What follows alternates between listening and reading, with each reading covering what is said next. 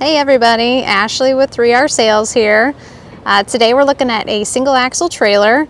This one's a 3,500 PSI at 5.5 gallon per minute cold water pressure washer with the general pump on it. And then we've got a 300 PSI 10 gallon a minute gas engine soft wash. These next two tanks here, we've got a 100 gallon water tank, and then we've got the 50 gallon batch mix tank is how this soft wash is set up. And you can kind of see these hoses here. This gives us the option for the customer to either draw from the batch tank or draw from the water tank and then bypass to the batch tank or bypass to the water tank. And as we're moving down, we have the soft wash reel. It's one of the Titan 200 foot half-inch reels.